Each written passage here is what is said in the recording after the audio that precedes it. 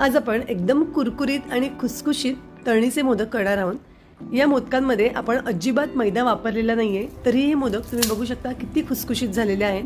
मोदकाच्या सारणामध्ये दोन वेगळ्या गोष्टी घातलेल्या आहेत, ज्यामुळे मोदकाचं सारण खूपच छान लागतं, त्यामुळे मोदकही छान लागतात।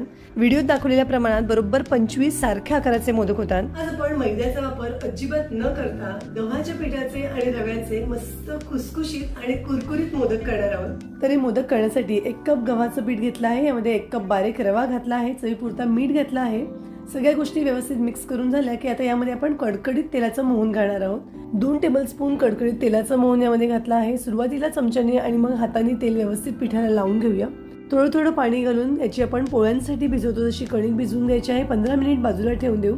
1 चमचा तुपामध्ये पाववाटी बेसन छान खमंग भाजून घ्यायचं।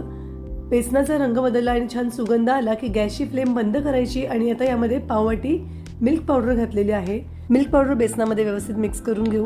बेसन आणि मिल्क पावडर घातल्यामुळे सारणाची चव अगदी दुपटीने वाढते। कढईत 1 चमचाभर तूप घातलं आहे, यामध्ये 1 चमचाभर खसखस, थोडे बदामाचे काप परतून घेतले आहेत। आता यामध्ये 2 कप नारळाचा चव घातलेला आहे।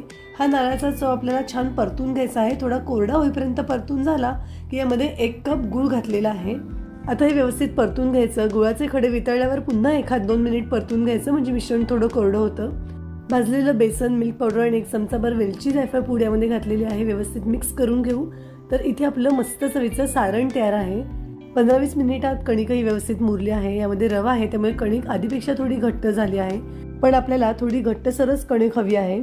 आता याची जितकी शक्य आहे तितकी मोठी आणि पातळ पोळी लाटून घेऊया। आता याच्या अशा वाटीने पुऱ्या कापून घेऊया, म्हणजे सगळे मोदक सारख्या आकाराचे होतात।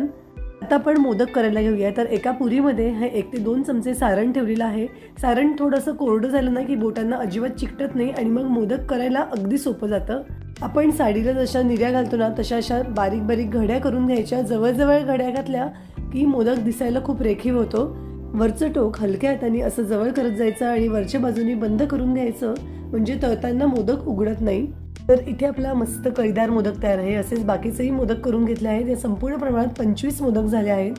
तेल व्यवस्थित गरम झालं की यामध्ये मोदक सोडायचे आणि गॅसची फ्लेम अगदी लो करून मंद गॅसवर मोदक बदामीचा रंगावर तळून घ्यायचे।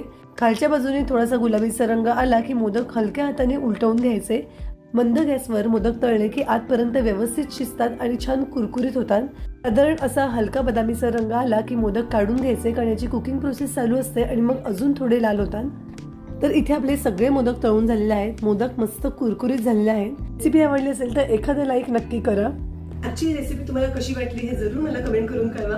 पुन्हा भेटू अशाच एका मस्त रेसिपीसह।